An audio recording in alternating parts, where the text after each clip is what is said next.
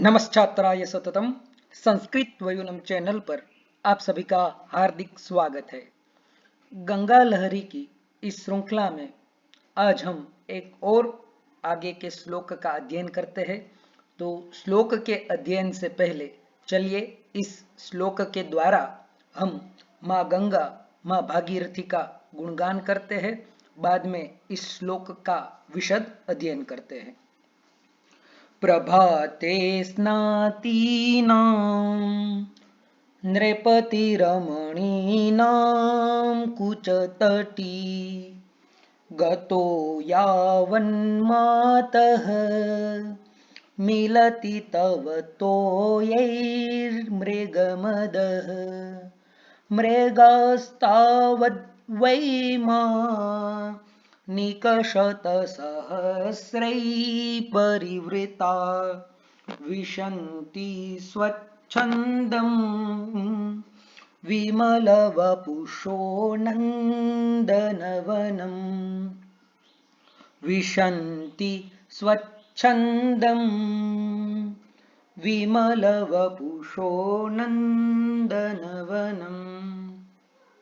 प्रस्तुत श्लोक में पंडित राज जगन्नाथ जी कहते हैं माँ गंगा की स्तुति करते हुए, प्रभाते स्नातीनां नृपति रमणीनां कुचतटी गतो यावन्मातः मिलति तव तोयैर्मृगमदः। हे माँ गंगे, आपकी जो धारा प्रवाह बह रहा है उस प्रवाह में नृपति रमणियां जो है यानी राजमहिषी जो है, रानियां जो है, महारानियां जो है वह स्नान करती है। और आपको पता होगा संस्कृत साहित्य में काफी सारे अंगरागों का वर्णन आता है, जिसमें प्राचीन काल में नृपति रमणियां यानी राजमहिषियां जो होती थी वह अपने कुचों पर, स्तनों पर और अपने दिव्य शरीरों पर स्तन अंगराग जो है वह लगाती थी। कस्तूरी जो चंदन होता था, जो मृगों की नाभि से, हिरणों की नाभि से प्राप्त होता है, वह लगाती थी। तो यहाँ पर वही जो अंगराग है वह जब स्नान करते हैं तब निकल जाता है। तो कहते हैं पंडित राज जगन्नाथ कि हे माता, जब राजमहिषिया महारानियां आपके जल में, आपके प्रवाह में स्नान करती है और तब उनके कुचों पर लगाया हुआ जो अंगराग है, कस्तूरी जो है वह निकल जाता है। और जब वह निकलता है तो वह जिस जिस मृगों का अंगराग था, क्योंकि वह तो मृगों से प्राप्त हुआ था, मृगों की नाभि से प्राप्त हुआ था, तो उतनी देर तक वह मृग जो है वह वैमानिक शत सहस्र ही यानी 100 लाखों विमानों के बीच में रहते हुए वह नंदन वन में प्रवेश करते हैं। नंदन वन जो है वह एक देवताओं का वन है, यानी उन मृगों की भी, जिस मृगों के नाभि से प्राप्त हुए कस्तूरी भी यदि आपके जल में प्रवाहित हो जाए, ठीक है, तो वह अंगराग के माध्यम से भी वह मृगों को, वह हिरणों को मुक्ति मिल जाती है। तो ऐसा इस श्लोक में बताया है। अन्वय देखे तो इस प्रकार से होगा, हे मातः प्रभाते स्नातीनां नृपतिरमणीनां कुच तटीगतः मृगमदः तव तोयैः यावत् मिलति तावत् मृगाः वैमानिकशतसहस्रैः परिवृताः विमलवपुषः सन्तः स्वच्छन्दं यथा स्यात् तथा नंदनवनम विशन्ति। तो प्रभात यानी प्रातः काल में स्नान जो है उनका महिमा कहा ही गया है कि सबसे पहले हमें कुर्या स्नानम यथा विधि, तो सबसे पहले प्रातः काल में उठकर दंत धावन इत्यादि करना चाहिए, जो कि एक दिनचर्या का अंग है। तो उसी अंग को बताते हुए कि प्रभात प्रातः काल में स्नाती नाम नृपति रमणी नाम, नृपति रमणी यानी नृपते है रमणी, नृपति रमणी यानी राजमहिषी जब स्नान करती है आपके प्रवाह में, तो कुच तटीगत, तो उन्होंने जो अपने कुचों पर अंगराग लगाया है, और वो कौन सा अंगराग है? मृगमदः, ठीक है।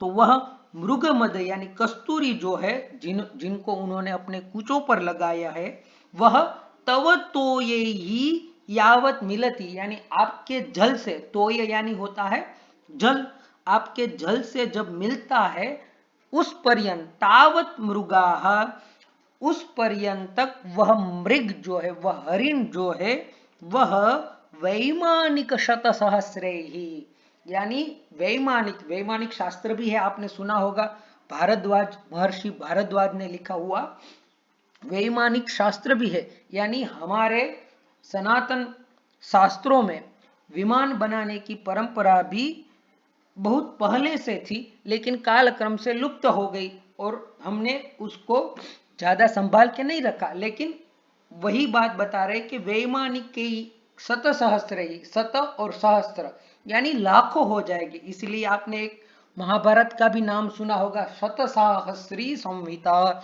तो शत यानी हुए 100 और सहस्त्र यानी हुए 1000, 2000 मल्टीपल बाय 100, 100 तो हो गए 1,00,000।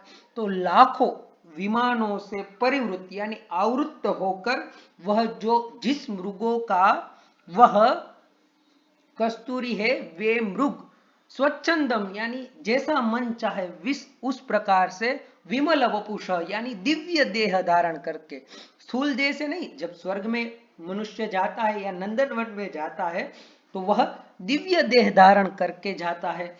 तो अपने दिव्य देह धारण करके वह मृगों को भी वह नंदनवन में प्रवेश मिल जाता है।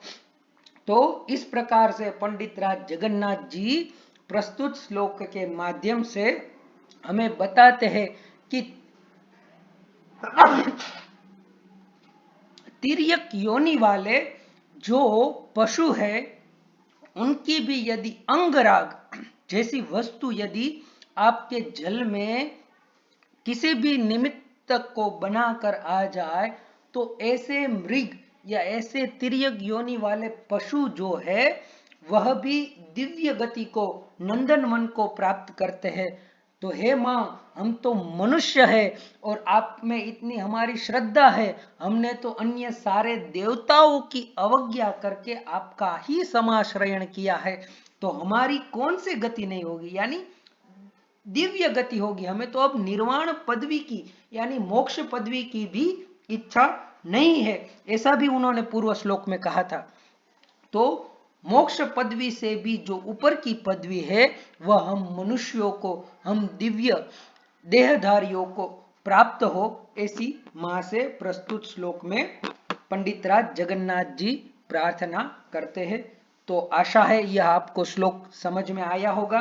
फिर से एक बार इस श्लोक का गान करते हैं, जिससे आपको सही से श्लोकों का उच्चारण जो है वो भी हो जाए। तो चलिए एक बार फिर से श्लोक का गान करते हैं।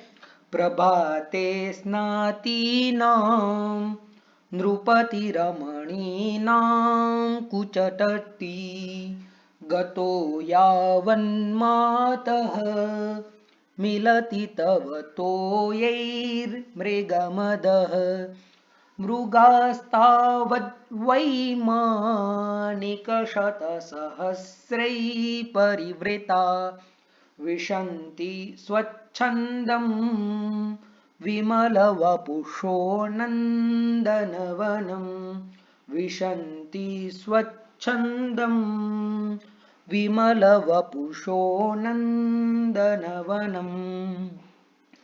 अस्तु, धन्यवादः।